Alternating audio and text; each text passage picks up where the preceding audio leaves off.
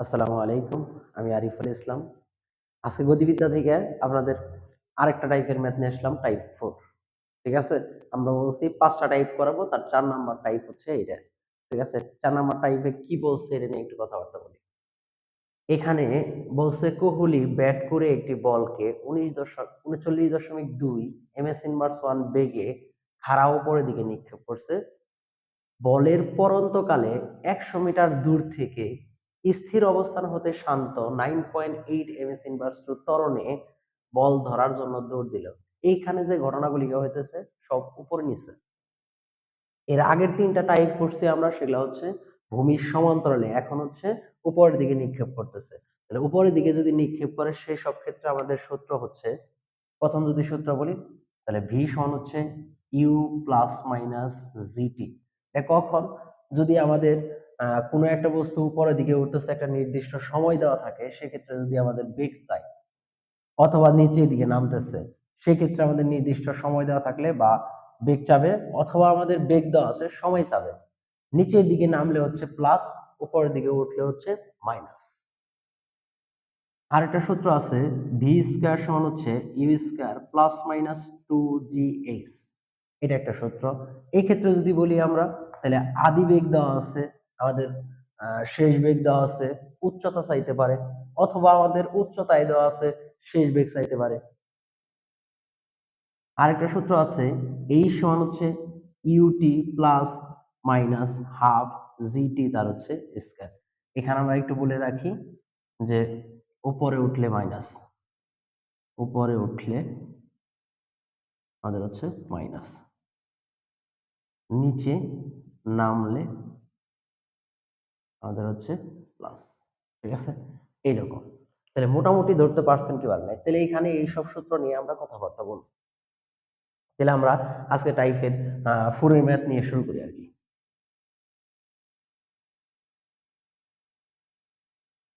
তাহলে কোহলি ব্যাট করে একটা বলকে ৩৯.২ মিটার পার সেকেন্ড বেগে খাড়া উপরের দিকে মারছে। একটা বলকে খাড়া উপরের দিকে। তাহলে আমরা একটু খেয়াল করি যে একটা বলকে, এইখানে একটা বল, এই বলটাকে কোন দিকে মারছে? খাড়া উপরের দিকে। কত? আমাদের হচ্ছে ৩৯.২ মিটার পার সেকেন্ড। এই সময় বলে দিচ্ছে যে এই বলটা ধরার জন্য বলের পড়ন্তকালে ১০০ মিটার দূর থেকে, ধরেন এইখানে আমাদের আছে শান্ত, ধরেন শান্ত আছে ১০০ মিটার দূরে।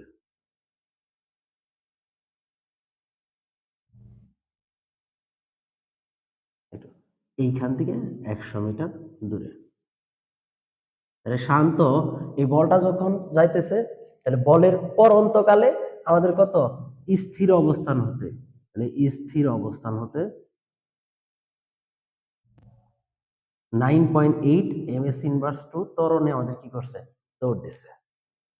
তাহলে এখন আমরা দেখি একটু ঘটনা কি কি কোশ্চেন চাইছে আমাদের কাছে। বলছে ২ সেকেন্ড পরে বলের বেগ এবং শান্তর বেগ একই হবে কিনা। ২ সেকেন্ড পরে। তাহলে আমরা একটু খেয়াল করি ২ সেকেন্ড পরে। ২ সেকেন্ড পরে বলটা কোন দিকে যাইতেছে? উপরের দিকে। আমাদের দেওয়া আছে নির্দিষ্ট সময়। আমাদের চাইছে কি? আমাদের চাইছে হচ্ছে যে বলটা ২ সেকেন্ড পরে বেগ কত? নিচের দিক থেকে উপরের দিকে উঠতেছে। তাহলে নিচের দিক থেকে উপরের দিকে উঠতেছে। তাহলে আমাদের নির্দিষ্ট সময় দেওয়া আছে। তাহলে সূত্র হবে কোনটা? আমার একটু দেখেন। তাহলে ভি সমান হচ্ছে ইউ মাইনাস জিটি। মাইনাস কেন দিলাম? একটু আগে আমরা লিখছিলাম যে যদি উপরের দিকে ওঠে তাহলে মাইনাস, আর যদি নিচের দিকে নামে সেটা হচ্ছে প্লাস। তাহলে আমাদের কি কি দেওয়া আছে? আমাদের দেওয়া আছে আদি বেগ কত? ৩৯.২। এটা হচ্ছে আমাদের মিটার পার সেকেন্ড বলের ক্ষেত্রে। কার ক্ষেত্রে? বলের ক্ষেত্রে। পরে আমাদের দেওয়া আছে কি? দেওয়া আছে হচ্ছে সময়। কয় সেকেন্ড বলছে? ২ সেকেন্ড। জি এর মান আমাদের কত জানি? জি, জি এর মান হচ্ছে 9.8। তাহলে এই ক্ষেত্রে যদি আমরা বের করতে চাই, তাহলে ৩৯.২ বিয়োগ হচ্ছে 9.8 গুণন হচ্ছে ২। যদি আমরা সবকিছু করি তাহলে ১৯.৬ মিটার পার সেকেন্ড। তাহলে ২ সেকেন্ড পর বলের যে বেগটা হইতেছে সেটা কত হইতেছে? ১৯.৬ মিটার পার সেকেন্ড। এবার শান্ত বেগে হয় কিনা, তাহলে শান্ত বেগটা আমরা নির্ণয় করার চেষ্টা করি। শান্ত হচ্ছে ভূমির সমান্তরালে যাইতেছে, শান্তর ক্ষেত্রে কি কি দেওয়া আছে আমরা একটু দেখি। শান্তর ক্ষেত্রে, তাহলে শান্তর ক্ষেত্রে যদি বলি আমাদের দেওয়া আছে, বলছে স্থির অবস্থায়, তাহলে আদিবেগ শূন্য, স্থির অবস্থানের কথা বলছে, আদিবেগ শূন্য। ত্বরণের কথা বলে দিচ্ছে আমাদের কত, 9.8, 9.8 মিটার পার সেকেন্ড স্কোয়ার। সময় বলে দিচ্ছে কয় সেকেন্ড, 2 সেকেন্ড। এবার যদি আমরা এর ক্ষেত্রে সূত্র প্রয়োগ করি, তাহলে ভি সমান হচ্ছে ইউ প্লাস হচ্ছে এটি। বোঝা আসছে কি আসলে? আমাদের যে তথ্য দেওয়া আছে সেই অনুযায়ী আমাদের সূত্র কোনটা হবে সেটা আমরা বসাই। ইউ এর মান আমাদের কত, শূন্য। এর কথা যদি বলি আমাদের কত, 9.8 ইন্টু হচ্ছে সময় কত, 2 সেকেন্ড। এখন যদি বলি আমাদের কত হবে, 19.6 মিটার পার সেকেন্ড।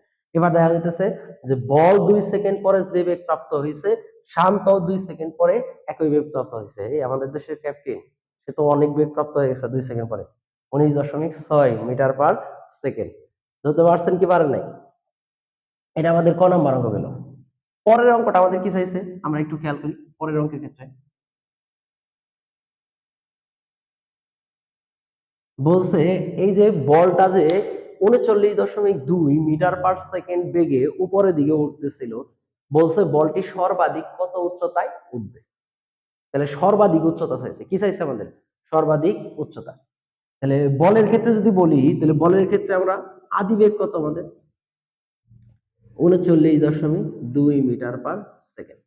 তাহলে শেষ বেগ কত বলেন তো দেখি, শেষ বেগ বলছে বলটি সর্বাধিক উচ্চতায় উঠবে। যখন সর্বাধিক উচ্চতায় উঠবে তখন তার বেগ কত হবে, শূন্য। কারণ সর্বাধিক উচ্চতায় তার বেগ থাকবে না। যদি বেগ আরো থাকতো তাহলে তা আরো উচ্চতায় উঠতে পারতো, যেহেতু বেগ নাই সেখানেই তো আমাদের সর্বাধিক উচ্চতা হবে। তাহলে আমাদের শেষ বেগ হইল শূন্য।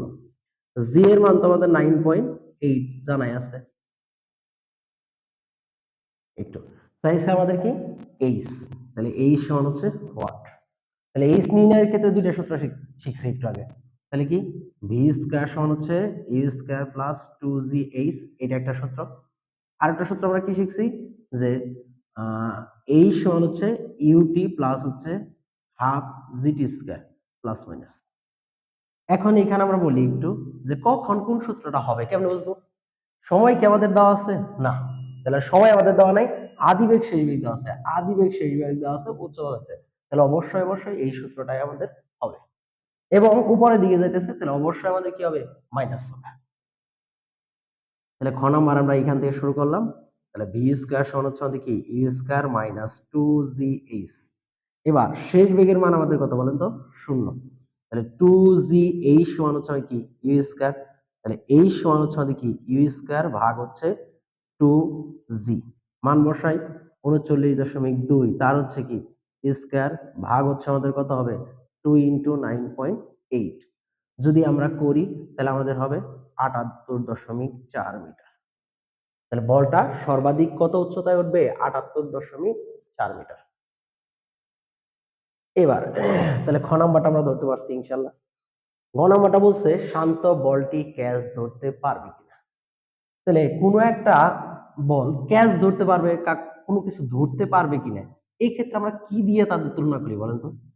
যে কোনো জায়গায় আগে যাইতে পারবে কিনা, ধরতে পারবে কিনা, এখানে আমরা কি দিয়ে কাউন্ট করি? আমরা হচ্ছে সময় দ্বারা কাউন্ট করি। যে যদি বলটা আগেই পড়ে গেল, কম সময়ের মধ্যে পড়ে গেল, তাহলে আমাদের কি করতে পারবো না, বলটা ধরতে পারবো না। আর যদি শান্ত আগেই যা দৌড়িয়ে যায়, দাঁড়ায় থাকে যে বলটা পড়বো তারপর ধরবো, তাহলে শান্ত যদি আগেই যা পৌঁছে যায়, তাহলে আমাদের কি হবে, বলটাকে শান্ত ধরতে পারবে। এবার আমরা তাহলে কি করব, শান্ত সময় ধরবো এবং আমরা বলটা পড়ার ক্ষেত্রে কত সময় লাগছে সেই সময়টা আমরা তো হবে। একটু দেখেন তাহলে শান্তর ক্ষেত্রে একটু আমরা দেখি। শান্তর ক্ষেত্রে, তাহলে শান্তর ক্ষেত্রে আমাদের দেওয়া আছে কি, দেওয়া আছে যে শান্ত হচ্ছে স্থির অবস্থান থেকে। তাহলে কি, আদিবেগ হচ্ছে 0 মিটার পার সেকেন্ড। ত্বরণ হচ্ছে আমাদের কত, ত্বরণ হচ্ছে 9.8 মিটার পার সেকেন্ড স্কয়ার। আমাদের শান্তর দেওয়া আছে দূরত্ব কত মিটার থেকে, 100 মিটার দূরে থেকে দৌড়িয়ে আসতেছিল। তাহলে সেক্ষেত্রে যদি আমরা সময় নির্ণয় করতে চাই, টি সমান হচ্ছে ওয়াট। তাহলে এই ক্ষেত্রে আমরা টি নির্ণয় করতে চাইলে এই ক্ষেত্রে কোন সূত্র আমাদের ব্যবহার হতে পারে দেখেন তো। সরণ দেওয়া আছে, সময় চাইছে, ত্বরণ দেওয়া আছে, আদিবেগ আমাদের 0। তাহলে আমরা একটা সূত্র ব্যবহার করতে পারি, এস সমান হচ্ছে আমাদের কি, ইউটি প্লাস হচ্ছে আমাদের কি হাফ এটি তার হচ্ছে স্কয়ার। এবার এইখানে যদি আমরা বলি যে আমাদের আদি বেগ কত, শূন্য, তাহলে এটুকু কত হবে, শূন্য। তাহলে আমাদের এইখানে যদি বলি তাহলে টি স্কয়ার সমান আমাদের কি আসে, 2s ভাগ হচ্ছে a।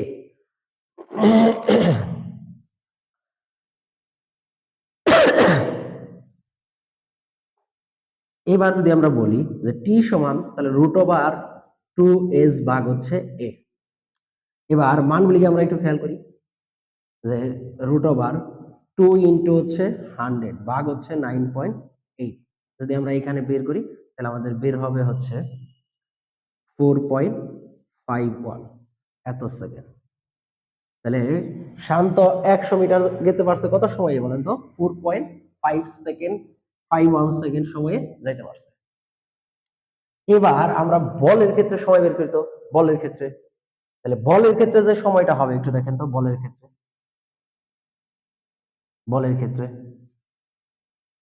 তাহলে বলের ক্ষেত্রে যদি বলি তাহলে টি সমান হচ্ছে 2u ভাগ জি। এইটাই সবাই চিন্তা করছেন না, দেখেন তো যে বলের যে সময় লাগবে, একবার উঠতে সময় লাগছে, আবার নামতে যে সময় লাগছে, তাহলে উঠতে সময় লাগে ইউ বাই জি এবং নামতে সময় লাগে কত, ইউ বাই জি। তাহলে আমাদের কত হবে, 2u বাই জি। বাট এই সূত্র আমাদের এখন হবে না। কেন হবে না সেটা একটু দেখি। আমাদের অঙ্ক করার সময় এইসব খেয়াল অনেকে করে না, এটা সবচেয়ে গুরুত্বপূর্ণ, এটা খেয়াল করতে হবে। বলছে বলের পর অন্তকালে সে কি হয়েছে, দৌড়তেছে। এর মানে বল যখন সর্বাধিক উচ্চ থেকে নামতেছিল তখন কিন্তু দৌড় দিছে। এটাই কিন্তু কি করে নাই, যখন বল উপরের দিকে উঠছে তখনই দৌড় দেয় নাই। সে দৌড় দিছে কখন, যখন আমাদের নিচের দিকে বলটা নামতেছে, বলের পর অন্তকালে। দৌড়তে পারছেন কি পারেন নাই, তাহলে এইখানে আমরা একটু খেয়াল করি। তাহলে বলের পর অন্তকালের ক্ষেত্রে সময় হবে পড়তে খালি কত সময় লাগছে। তাহলে সেক্ষেত্রে যদি আমরা বলি তাহলে টি সমান, এটাকে T1 দিলাম, এটাকে আমরা T2 দিলাম, তাহলে আমাদের হচ্ছে ইউ বাই জি। আমরা জানি বল পড়তে যে সময় লাগে সেটা হচ্ছে ইউ বাই জি। তাহলে ইউ এর মান যদি বলি আমরা, ইউ এর মান আমাদের কত, ইউ এর মান হচ্ছে 39.2 ভাগ হচ্ছে আমাদের কি, আমাদের হচ্ছে 9.8 সমান হচ্ছে আমাদের কত সেকেন্ড, 4 সেকেন্ড। তাহলে দেখেন বলটা পড়ছে কয় সেকেন্ড সময়ে বলেন তো, 4 সেকেন্ড, আর তার যাইতে কত সময় লাগছে, 4.51। এর মানে হচ্ছে শান্ত বলটাকে ধরতে পারে নাই। কেন ধরতে পারে নাই, কারণ বলের পর অন্তকালে শান্ত দৌড় দিছে। বলটা যখন উপরের দিকে উঠতেছিল তখন কিন্তু সে দৌড় দেয় নাই। যদি বলটা উপরের দিকে উঠতে তখন দৌড় দিত তাহলে অন্যরকম অঙ্ক হইতো। ধরতে পারছেন কি পারেন না, এটা মোটামুটি ধরতে পারছি কি পারেনি। যে আমাদের এই সূত্রটা কোথায় থেকে আসছে এটা কি ধরতে পারছেন, এই সূত্রটা একটু দেখেন তো, এই সূত্রটা। তাহলে আমরা এই যে ভি সমান হচ্ছে আমাদের কি ইউ, আমাদের হচ্ছে কি প্লাস হচ্ছে জিটি। এইখান থেকে যদি বলি আমরা যে আদি বেগ আমাদের কত হবে, শূন্য, কারণ উপরে যখন সর্বাধিক উচ্চতায় উঠে গেছিল তখন আমাদের আদি বেগ কত, শূন্য। তাহলে শেষ বেগ কত হবে, ভি। তাহলে আমাদের কি হবে, টি সমান হচ্ছে আমাদের ভি বাই হচ্ছে জি। এখন ভি কত হবে, ভি তো তার আদি বেগের সমানই হবে, এই জন্য এই সূত্রকে আমরা লিখছি পরের লাইনে কি ইউ বাই জি। কারণ কোন একটা বস্তু যে বেগে এইখানে উঠতেছিল একদম একই বেগে নিচে নামবে, নামার মধ্যে একই বেগ হবে, এই জন্য আমাদের এই সূত্র হয়েছে। ধরতে পারছেন কি পারেন নাই, তাহলে ক্লিয়ার। এবার কোশ্চেন করছে কি আমাদের, দেখেন তো এটা আমাদের কোন নাম্বার গেল, এটা হচ্ছে ঘ নাম্বার অঙ্ক গেল আমাদের, ঘ নাম্বার, বড় ঘ নাম্বার কোশ্চেন কি বলছে দেখেন তো, যে শান্ত যদি এই যে ব্যাট দ্বারা আঘাতের মুহূর্তে দৌড় দিলে বল ধরতে পারবে কিনা। তাহলে শান্ত যদি ব্যাট দ্বারা আঘাত করতে চান তখনই দৌড় দিছে, তাহলে আমাদের এখন কি মোট বিচরণ কাল, ঠিক আছে, যে ব্যাট দ্বারা যখন আঘাত করছে তখনই যদি দৌড় দিত তাহলে ধরতে পারবে কিনা। তাহলে আমরা শুধু এইটাই আমাদের বড় ঘ নাম্বার হবে, এইটাই বড় ঘ নাম্বার, বড় ঘ নাম্বার হবে শুধু আমাদের বলের ক্ষেত্রে। কার ক্ষেত্রে, বলের ক্ষেত্রে এইখানে আমাদের হবে বলের পরন্ত কাল না হয়ে বিচরণ কাল। তাহলে বলের ক্ষেত্রে একটু দেখেন, বলের ক্ষেত্রে এবার যদি দেখি বিচরণ কালের সূত্র তো আমরা জানি 2u ভাগ হচ্ছে জি। তাহলে আমাদের কি 2 গুণ হচ্ছে 39 কত, 39.2 ভাগ হচ্ছে 9.8। এবার এইখানে যদি আমরা বলি একটু খেয়াল করেন যে 39.2 রে যদি আমরা 9.2 দিয়ে গুণ করি ভাগ হচ্ছে 9.8 দেয়, তাহলে আমাদের হবে 8 সেকেন্ড। দেখেন এবার বলের সময় লাগছে কত? 8 সেকেন্ড। 4 সেকেন্ডে উপরে উঠছে, 4 সেকেন্ডে নিচে নামছে, তাহলে 8 সেকেন্ড। আর শান্ত আমাদের কত সেকেন্ডের মধ্যে গেছে? 4.51 সেকেন্ড। তাহলে ব্যাট দ্বারা আঘাতের মুহূর্তে যদি দৌড় দিত, তাহলে সেক্ষেত্রে আমাদের কি করতে পারতো? শান্ত বলটা ধরতে পারতো। তাহলে বড় গার ক্ষেত্রে বলটা ধরতে পারে, কিন্তু ছোট গার ক্ষেত্রে কি করে নাই? বলটা ধরতে পারে নাই। কেন জানো? কারণ পরন্তকালে দৌড় দিছিল। তাহলে বুঝে আসছে? আমাদের আরেকটা টাইপের ম্যাথ আছে, এটা করলে ইনশাল্লাহ আমাদের শেষ হয়ে যাবে। ঠিক আছে? আপনাদের আর কোন অধ্যায়ে লাগবে সেটা আমাদের একটু মেসেজ করে জানাবেন।